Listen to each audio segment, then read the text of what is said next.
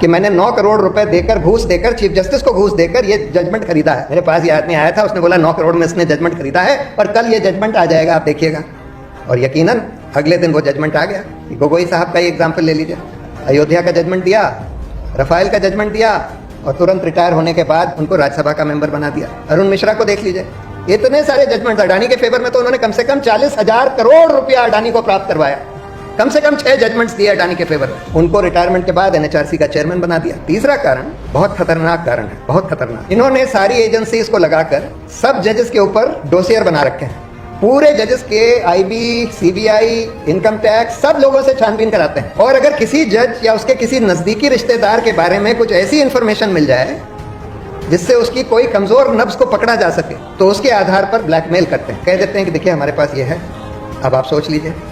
दूसरा कानून सरकार ने पेश किया है कि चीफ जस्टिस को हटाकर एक minister to be nominated by the prime minister, यानी कि एक प्राइम मिनिस्टर, एक उनका मिनिस्टर, एक leader of opposition. Law minister 4 secretaries के नाम अपने हैड से निकालता है, जैसे ड्रॉ ऑफ लॉट्स में होता है ना, 4 सेक्रेटरीज के नाम उसने निकाले। वॉलंटरी रिटायरमेंट में 3 महीने का नोटिस लाजमी होता है और उसी दिन उनका अपॉइंटमेंट ऑर्डर इशू हो जाता है और उसी दिन उनका नोटिफिकेशन भी हो जाता है। इलेक्शन कमीशन का तो सुप्रीम कोर्ट ने फॉर्चुनेटली एक ऑर्डर कर दिया कि अब आगे से कम चयन जो है इलेक्शन कमिश्नर्स का पूरी तरह से सरकार के हाथ में नहीं रहेगा। Prime minister, leader of opposition और चीफ जस्टिस की एक कमेटी सिलेक्शन करेगी। लेकिन उसको भी खत्म करने के लिए एक दूसरा कानून सरकार ने पेश किया है कि चीफ जस्टिस को हटाकर एक minister to be nominated by the prime minister, यानी कि एक प्राइम मिनिस्टर, एक उनका मिनिस्टर, एक लीडर ऑफ ऑपोजिशन, यानी मेजॉरिटी सरकार की, और वो लोग जिसको चाहें अपॉइंट कर लें। जब ये केस की हियरिंग शुरू हुई तो मैंने बोला था कोर्ट से कि देखिए एक इलेक्शन कमीशन की पोस्ट खाली है, एक इलेक्शन कमिश्नर अभी खाली है। अब आप इंटरिम ऑर्डर से उसका भी ऑर्डर कर दीजिए कि उसकी नियुक्ति इसी तरह से होनी चाहिए, इस तरह की कमेटी से।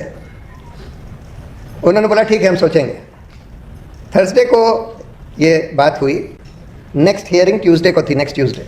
सैटरडे को एक ही दिन में एक फाइल मूव करी जाती है उस पोस्ट, वेकेंट पोस्ट को भरने के लिए।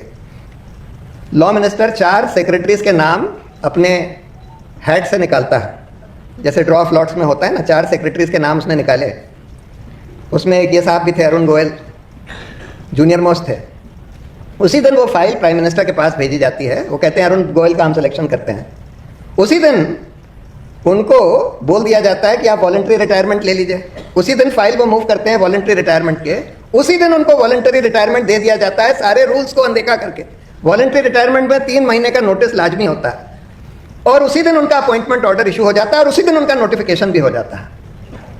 इलेक्शन कमीशन का तो ये हाल कर दिया है कि अब इलेक्शन, जैसे कई साल तक हम लोग ये मानते थे कि इलेक्शन कमीशन एक इंडिपेंडेंट इंस्टीट्यूशन हो चुका है सेशन साहब के बाद, लेकिन पिछले कम से कम 6 साल से हम ये देख रहे हैं कि उसकी इंडिपेंडेंस बिल्कुल खत्म हो चुकी है। एक साहब जो चीफ इलेक्शन कमिश्नर बने थे, उनका तो रेडिया टेप्स में एक टेप आया था बाहर, सुनील अरोरा साहब, जिसमें वो बात कर रहे हैं जुडिशरी में भ्रष्टाचार की, और बड़े मजे से नीरा राडिया को बता रहे हैं कि अभी मेरे पास एक आदमी आया और कहने लगा कि मैंने 9 करोड़ रुपए देकर, घूस देकर, चीफ जस्टिस को घूस देकर ये जजमेंट खरीदा है।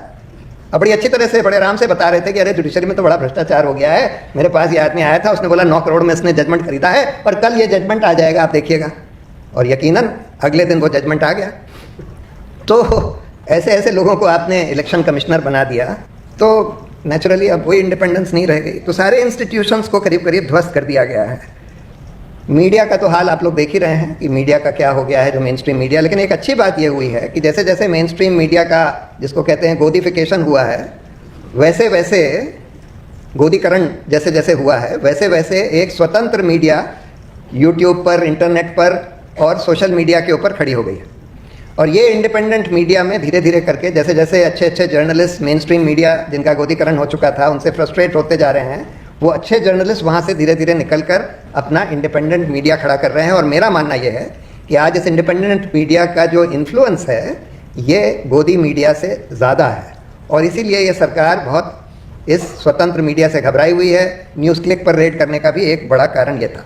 अब लास्ट सवाल ये है कि न्यायपालिका, देखिए न्यायपालिका को तो संविधान ने बिल्कुल स्वतंत्र बनाया था, ये माना था कि ये सरकार से बिल्कुल स्वतंत्र रहेगी और इसीलिए इनका रिमूवल प्रोसेस या इनके ऊपर डिसिप्लिनरी कंट्रोल सरकार का नहीं रखा गया था। और रिमूवल प्रोसेस बहुत मुश्किल कर दिया था, इम्पीचमेंट बहुत मुश्किल कर दिया था। तो एक तरह से उनको एक फंक्शनल इंडिपेंडेंस तो संविधान ने दे दी, लेकिन हम देख रहे हैं कि मीडिया ये सब देख रही है कि 6-6 साल से आपने भीमा कोरेगांव गांव के लोगों को बंद किया हुआ है, जेल में सड़ रहे हैं, ट्रायल भी नहीं स्टार्ट किया। दिल्ली राइट्स के लोगों के खिलाफ बिल्कुल बोगस चार्जेस बनाकर, मतलब ये अपना जो उमर खालिद है उसकी तो सारी स्पीचेस रिकॉर्डेड हैं, और सारी स्पीच कुछ भी देख लीजिए, कुछ भी ऐसा उसमें आपत्तिजनक नहीं है, फिर भी उसको इतने साल से जेल में रखा हुआ है, 3 साल से ज़्यादा हो गए और बेल नहीं दी। ट्रायल तो खैर शुरू होने का नाम ही नहीं ले रहा। ये क्यों होने दे रही है जुडिशरी? क्या हो गया? देखिए, इसके 3 बड़े कारण हैं कि न्यायपालिका की इंडिपेंडेंस क्यों काफ़ी हद तक ध्वस्त हो गई। अभी तो खैर वर्तमान समय में थोड़ा सा इम्प्रूवमेंट है, पहले से थोड़ा इम्प्रूवमेंट है, लेकिन फिर भी अगर हम पिछले 6-7 साल में देखें तो क्या हुआ, ऐसा क्या हुआ, क्यों हुआ? एक कारण तो यह है जिसको हम कहते हैं कि the lure of post retirement jobs, जिसके बारे में अरुण जेटली ने भी बोला था कि post retirement jobs influence pre retirement judgments. Gogoi साहब का ही एग्जाम्पल ले लीजिए, अयोध्या का जजमेंट दिया, रफाइल का जजमेंट दिया, और तुरंत रिटायर होने के बाद मतलब 2-3 महीने के अंदर ही उनको राज्यसभा का मेंबर बना दिया। अरुण मिश्रा को देख लीजिए, इतने सारे जजमेंट्स अडानी के फेवर में, तो उन्होंने कम से कम 40,000 करोड़ रुपया अडानी को प्राप्त करवाया। कम से कम 6 जजमेंट्स दिए अडानी के फेवर में, और उनको रिटायरमेंट के बाद एनएचआरसी का चेयरमैन बना दिया। एक और थे साहब, उनको गवर्नर बना दिया। एक पहले थे साहब, उनको भी गवर्नर बना दिया। तो एक तो ये प्रॉब्लम है। दूसरी प्रॉब्लम है कि देखिए, जजों का चयन, हाई कोर्ट और सुप्रीम कोर्ट के जजों का चयन जो है, अब सुप्रीम कोर्ट ने ही एक जजमेंट से अपने हाथ में ले लिया और बोल दिया कि सुप्रीम कोर्ट के 5 जजेस का कोलिजियम तय करेगा, सीनियर जजेस का। लेकिन वो तय भी कर देते हैं तो सरकार नियुक्ति ही नहीं करती। अगर उनको लगता है कि भाई ये आदमी तो स्वतंत्र होगा, हमारी बात नहीं मानेगा, तो उसका वो नोटिफिकेशन ही नहीं इशू करते। हम लोग का एक केस चल रहा है सुप्रीम कोर्ट में जिसमें कि 50 लोग ऐसे हैं जिनका कोलिजियम ने रेकमेंड किया और सरकार ने उनकी नियुक्ति नहीं करी, सालों साल उस पर बैठे रहे। फिर कानून ये कहता है कि सरकार के पास एक ऑप्शन है कि वो एक बार रिकमेंडेशन को वापस कर दें, उसके बाद अगर यूनानिमसली कोलिजियम रीटरेट करता है तो सरकार को अपॉइंट करना पड़ेगा। हम देख रहे हैं कि कोलिजियम कम से कम ऐसे 17 केसेस ऐसे हो चुके हैं हाल में कि कोलिजियम ने यूनानिमसली रीटरेट किया और फिर भी सरकार ने नोटिफिकेशन इशू नहीं किया, नियुक्ति नहीं करी। तो इंडिपेंडेंट जजेस का अपॉइंटमेंट ही नहीं होने देते। जस्टिस मुरलीधर के केस में भी यही हुआ। तो दूसरा कारण यह है। तीसरा कारण बहुत खतरनाक कारण है, बहुत खतरनाक। इन्होंने सारी एजेंसीज को लगाकर सब जजेस के ऊपर डोसियर बना रखे हैं। पूरे जजेस के आईबी, सीबीआई, इनकम टैक्स सब लोगों से छानबीन कराते हैं, और अगर किसी जज या उसके किसी नज़दीकी रिश्तेदार के बारे में कुछ ऐसी इंफॉर्मेशन मिल जाए जिससे उसकी कोई कमज़ोर नब्ज को पकड़ा जा सके तो उसके आधार पर ब्लैकमेल करते हैं और कह देते हैं कि देखिए हमारे पास ये है, अब आप सोच लीजिए। और ये एक नया तरीका इस सरकार ने अख्तियार किया है न्यायपालिका को अपने कब्जे में करने का, और इस वजह से आज ये बहुत बड़ी प्रॉब्लम खड़ी हो गई है। लेकिन अच्छी बात यह है कि आज उसके बावजूद भी शाहरुख जैसे बहुत सारे अच्छे और बड़े पब्लिक स्पिरिटेड लॉयर